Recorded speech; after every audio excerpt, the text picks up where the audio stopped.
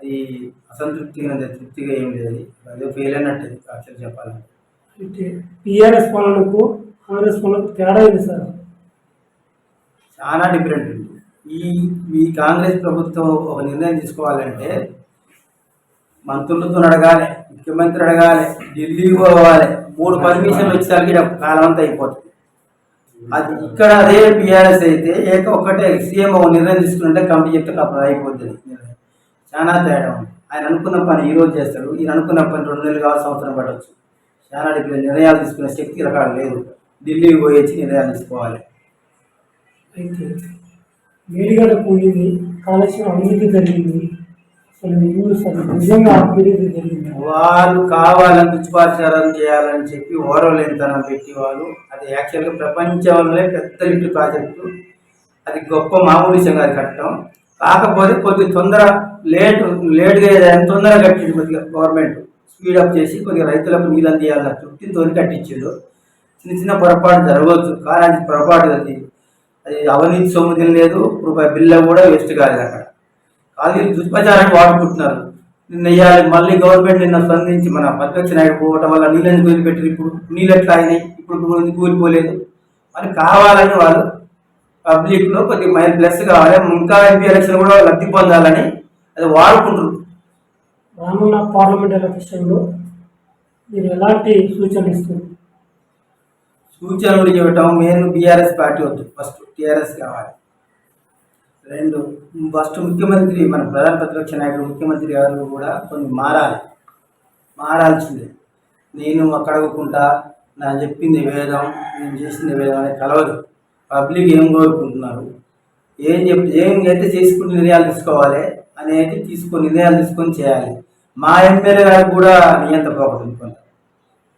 నేను చెప్పింది వేదం, వాళ్ళెవరు నేను చెప్తే ఓట్లేస్తారు. ఊళ్ళో కనీసం ఒకరి పేరు తెలియదు. మా ఎమ్మెల్యే విలేజ్కి వచ్చినప్పుడు గ్రామం నాయకుడు ఎవరో నాయకుడి పేరు తెలుసుకొని ఆ పేరు తెలుసుకొని ఈ నాయకుడు కూడా మా దగ్గరికి మీ విలేజ్ నుంచి పిల్లగాడు ఈ పనులకు వచ్చినాడు, ఈ పనులు అడిగి నన్ను ఇన్నిసార్లు అడిగినాడు అని చెప్పాడు. ఊళ్ళోకి వచ్చి చెప్తే మాకు తృప్తుండదు, జనాన్ని కూడా బాగా మా కోసం పనిచేస్తారని రేపు ఓట్లో పోవడం మాకు అవకాశం ఉంటుంది.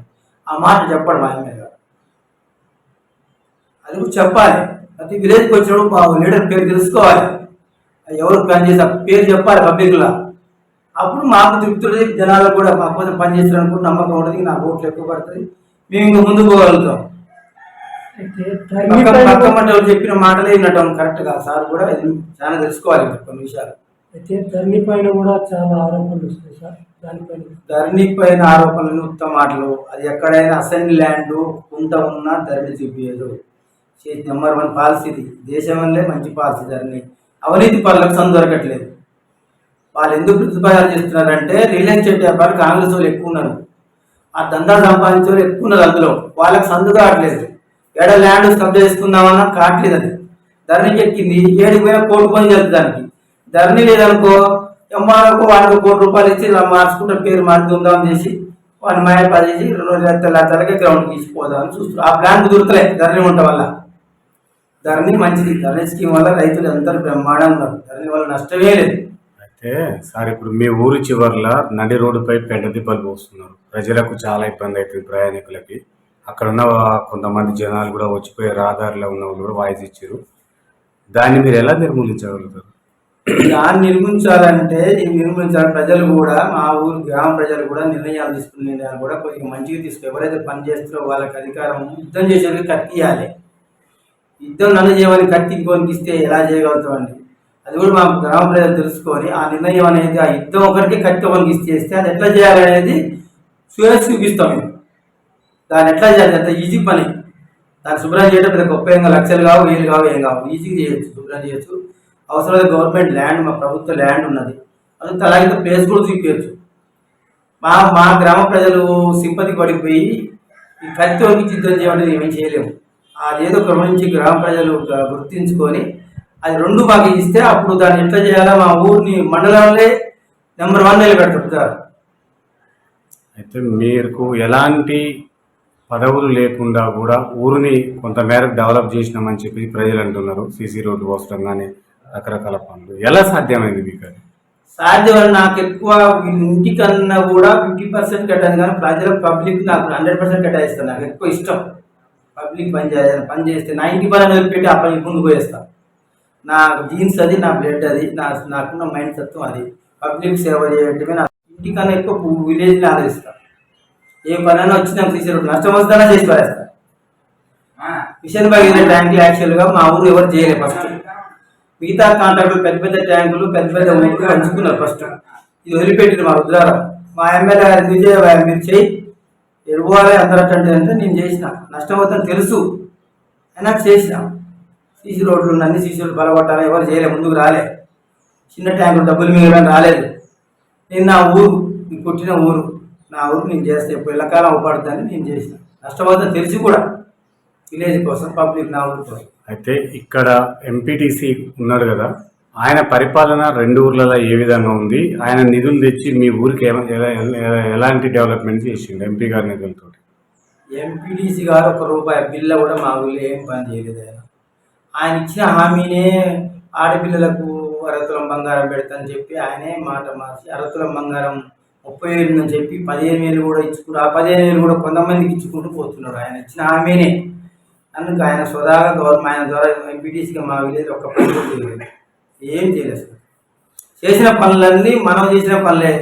సర్పంచ్ కూడా ఏం చేయలేదు. ఎమ్మెల్యే గారి ఆధ్వర్యంలో నేను ఇన్ఛార్జి ఉండి విలేజ్ మొత్తం టోటల్ 90% పనులు నేనే చేసిన పనులే. మొత్తం టోటల్ ఊరు మొత్తం గ్రామ పంచాయతీ గ్రామంలో. మీరు పార్టీ మారే ఆలోచనలు ఏమైనా ఉన్నాయా? పార్టీ మారితే ఆలోచన, పార్టీ అంటే ప్రాణం. కానీ కొంతమంది నాయకులు కొంత నిర్ణయాలు తీసుకుంటున్నారు. మండలంలో వర్గాలు ఉన్నాయి, ఆ వర్గాలలో కొంచెం ఇబ్బంది అనిపిస్తుంది. పార్టీ అంటే ప్రాణం, కేసీఆర్ అంటే అభిమానమే. కానీ కొన్ని విషయాలు అట్లా ఆ విధంగా ఉన్నాయి. వర్గాలు ఉన్నాయి మిరడంలో, వర్గాలు ఎవరైనా అసంతృప్తిగా ఉన్నాం. అంటే మీరు రేపు సర్పంచ్ చేయాలంటే ఇందులో ఉంటారా? బీఆర్ఎస్లో కాంగ్రెస్లోకి వెళ్ళిన తర్వాత చేస్తారా? ఇప్పుడు కులగణన కూడా చేస్తున్నారు కదా. కులగణన చేస్తాం, అట్లాంటి ఏది లేదు. నాకు ఉద్దేశం నా పార్టీ ఫస్ట్, నా జనం అందరి నిర్ణయం కాక ఏదైనా ఫస్ట్ నా సొంత నిర్ణయాలు అంటే ఏది తీసుకుని అట్లాంటి పోనేప్పుడు నేను ఏదైనా అలాంటి ఆలోచన ఉంటే గ్రామం మా పార్టీ కార్యకర్తల నిర్ణయం వరకే ఉంటుంది తప్ప నా సొంత నిర్ణయాలంటూ ఏమి ఇంతకన్నా ఎక్కువ నేను పార్టీకి సంపాదించేది అవసరం లేదు. ఇంతకన్నా ఎక్కువ నేను ఏం అవసరం, ఇంత చేసిన కన్నా గొప్పతనం ఏం చాలు. ఇప్పుడు మీ బీఆర్ఎస్ పార్టీ తరఫున ఎన్ని ఎంపీ సీట్లు కైవసం చేసుకోబోతున్నారు? నాకున్న అవగాహన 4 వస్తాయి అనుకుంటున్నా. 4. అంటే ఇప్పుడు మీరు సర్పంచ్గా గెలిస్తే, ఒకవేళ ప్రజలు ఆశీర్వదిస్తే, మీరు ఈ ఊరిని ఎలాంటి డెవలప్ చేయాలనుకుంటున్నారు? అధికారంలో లేకుండా ప్రతిపక్షంలో ఉండి కూడా చేద్దాం అనుకుంటున్నా. నాకు ఇంకా ఉన్నాయి మిగిలిన పనులు. విలేజ్ లాగా కొన్ని గ్రామ పంచాయతీ బిల్డింగ్ కొత్త కట్టండి, మత్స్యశాఖ భవనం ఒకటి కట్టేది ఉన్నది, రామాలయం గుడి కొత్త నిర్మాణం చేసేది ఉన్నది. ఇంకా విలేజ్లో ఇంకా కొన్ని డ్రైనేజీలు ఉన్నాయి. ఇల్లు కట్టిపియాలి అందరికీ, లేని వాళ్ళకి. మా గవర్నమెంట్ ప్రభుత్వ స్థలం ఉండేది 4 ఎకరాల స్థలం, అదందరికీ తలాక్కుంటా లేని వాళ్ళకి, అర్హులైన వారికి తలాక్కుంటా పంచేయాలన్న ఆలోచన ఉన్నది. అలా కూడా రోడ్లు పోసి కార్డులు పెట్టి తలాకు ఇల్లు కట్టేయాలన్న ఆలోచన ఉన్నది. ఇప్పుడున్న ఎమ్మెల్యే బత్తుల లక్ష్మారెడ్డి గారి పరిపాలన ఏ విధంగా ఉంది? కాన్స్టిట్యున్సీలో ప్రజలకు అందుబాటులో ఉంటున్నారా?